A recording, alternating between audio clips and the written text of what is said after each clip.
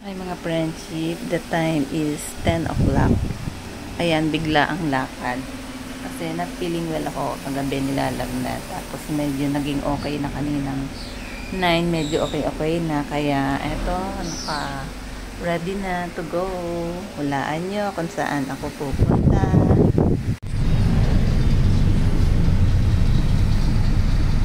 Diretso na doon.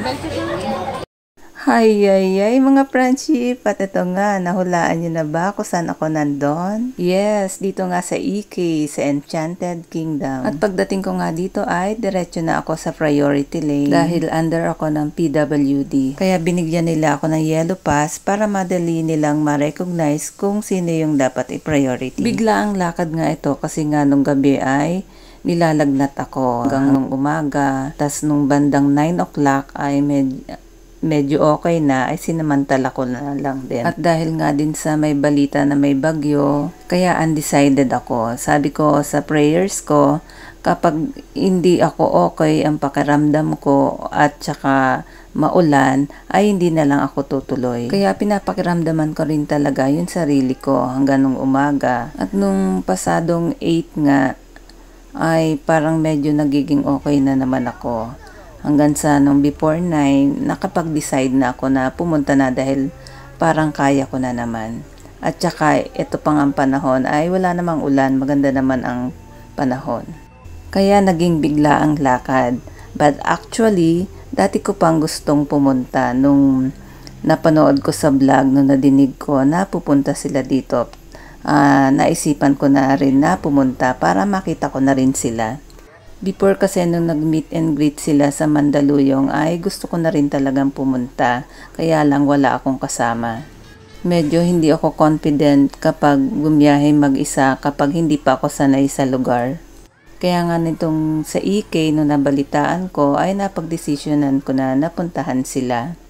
Actually ay first time ko tong gawin na talagang dumayo para lang makita yung favorite vlogger mo. Ay pa second time na pala kasi yung una kong pinuntahan ay si Hungry Syrian dun sa kanyang resto sa YOLO.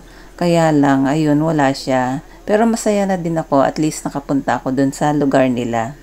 Nakapag-support sa aking favorite vlogger. At di rin talaga ako nagsisi nung pumunta doon dahil nakita ko yung magandang place nila at natikman ko yung foods nila. Tapos ito na nga yung second time na akala ko kagabi pa lang ay hindi na talaga ako matutuloy because of my situations at saka sa weather update. At dahil nga naging maganda ang mga signs, ay eto na ako. Medyo matagal na nga rin akong hindi nakakapunta dito sa EK. Naalala ko nga before no nag-o-office ako, ay tuwing may family day, ay nandito kami. Halos madalas ay dito yung family day or yung anniversary. At kasama ko nga madalas dito ang mga anak ko, asawa ko at mami ko. Kaya marami din akong masasabing memories. At naalala ko nga yung anak ko dito ay nawagdit nung mga 5 minutes lang siyang nawala ay talagang parang 1 oras na.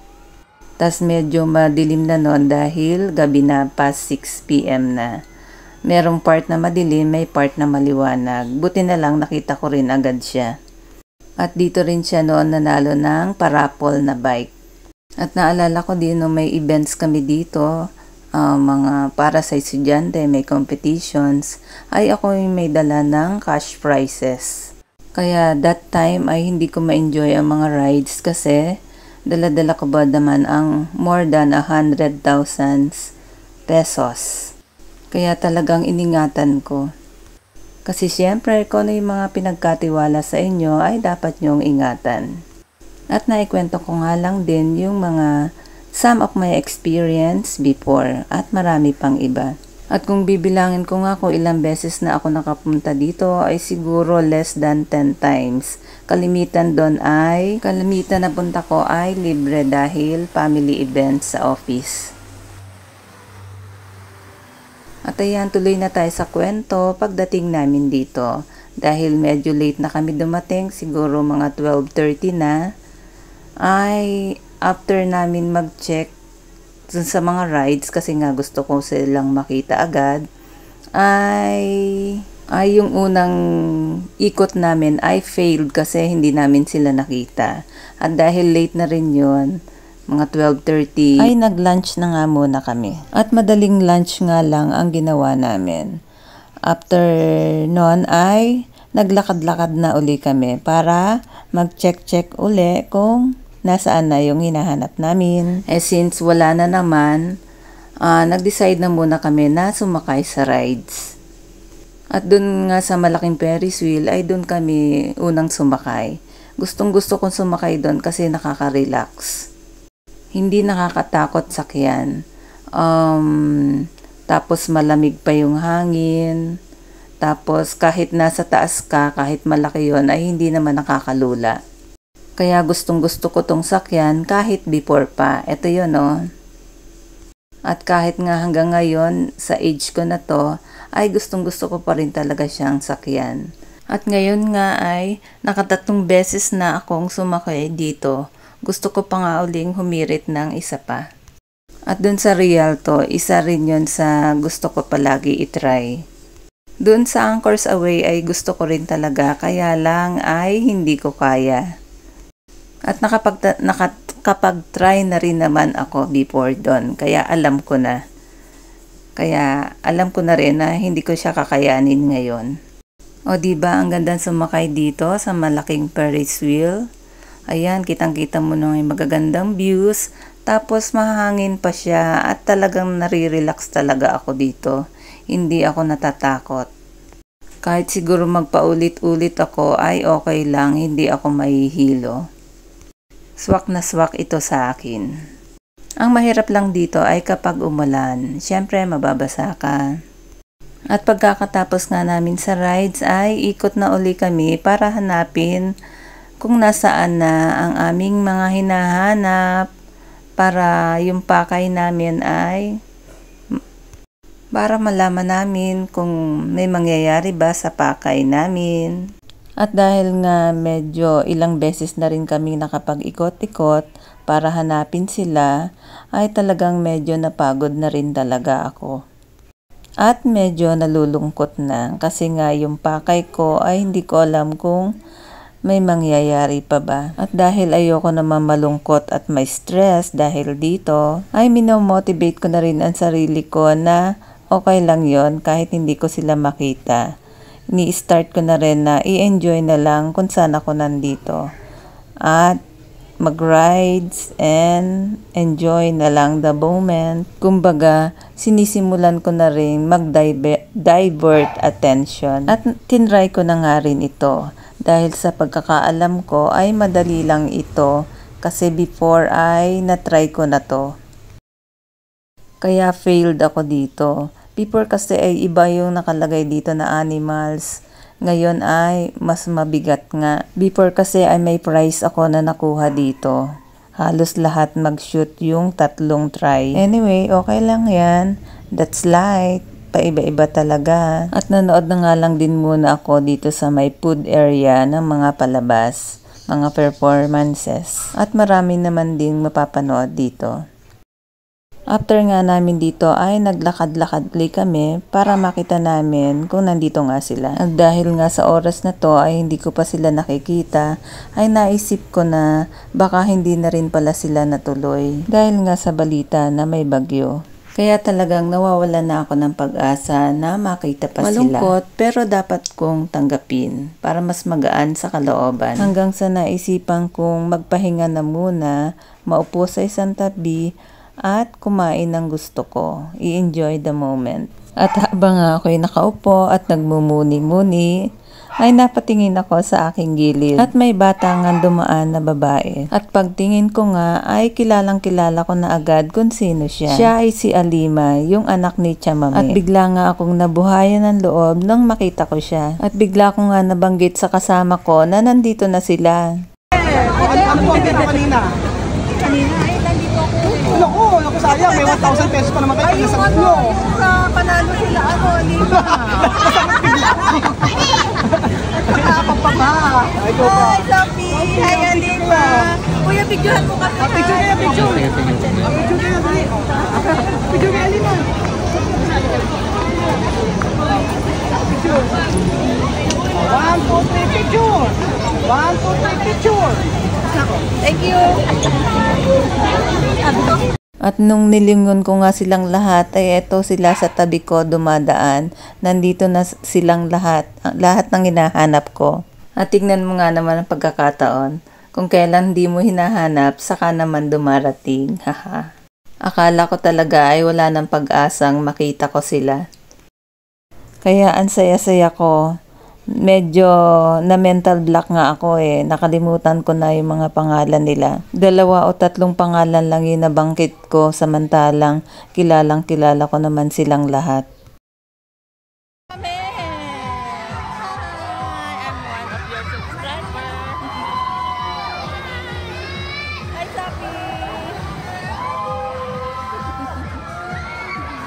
Ito pala sila eh. At ang nabanggit mo nga kay Lenlen dun sa asawa ni Kuya Raul ay anong oras kayo dumating? Kanina ko pa kayong hinahanap. Alam mo yun, hindi ko na alam ang mga pinagsasabi ko. Parang nawawala ako sa sarili ko. Na may mental block. Tinanong nga ako ni Kuya Raul eh. Hindi ko nasagot lahat. Pero alam ko naman yung mga dapat isagot na mental block lang talaga Basta ako. That time, ang alam ko ay masaya ako dahil nakita ko na silang lahat. Napapaligiran na nila ako. Alam mo yung matagal mo ng mga pinapanood ay nakita mo na sila harap-harapan. At wala naman sigurong masama kung paminsan-minsan ay ganito tayo sa ating mga hinahangaan. At kanya-kanya nga lang panahon ang pangyayari. Minsan ay pwede mong magawa, minsan naman ay hindi. Basta ang alam ko lang ngayon at sa age ko na ito, kung ano yung pwede kong magawa, ay i-grab ko na ang opportunity habang free tayo. Habang binibigyan tayo ng pagkakataon. Para hindi tayo magsisi bandang huli. At kahit sino namang tao ay pwede nating hangaan. Hindi naman nangangailangan ito yung maging sikat, mayaman, maganda, or kung ano man. Minsan ay depende na rin sa ating preference, sa ating nakikita, at sa ating values. Para sa akin kasi, sa panahon ngayon, mas nakakahanga ang taong mas mapakumbaba, matulungin, may mabuting puso, at yung tunay, hindi peke. Tunay yung pagkatao at hindi plastic. At syempre, good deeds ang gawain. At syempre, wala naman taong perfect. Lahat naman tayo ay nagkakamali. So, kanya-kanya lang yan ng pananaw sa buhay.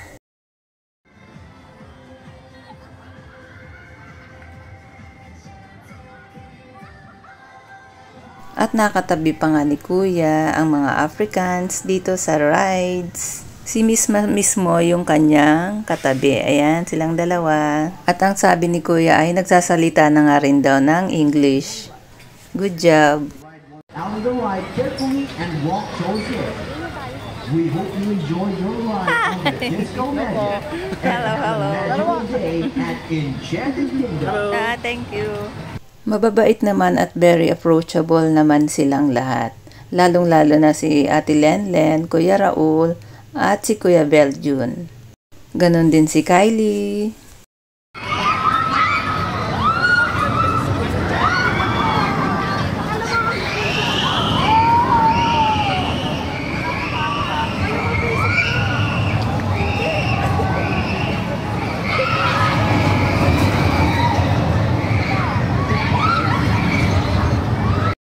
Siguro ay mga 10 to 15 minutes lang na medyo malapit ako sa kanila kung nasaan sila. At hindi na nga ako nakapagpaalam na kung pwede ay videohan ko sila. Kaya pasensya na po kung hindi ako nakapagpaalam. Masyado lang din ako natutuwa sa inyo dahil kayo yung matagal ko nang pinapanood.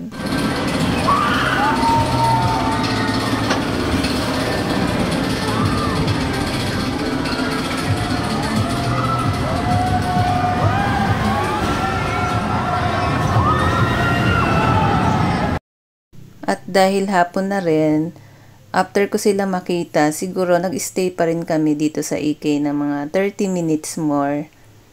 Umuwi na din kami ng maaga kasi malayo pa ang aming uuwian. Hi, Sapi! Bye-bye! Ako ulit. Oo. Bye!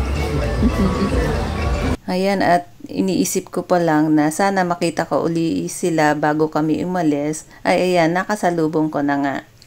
That's all mga friendship. Thank you for watching. Bye-bye!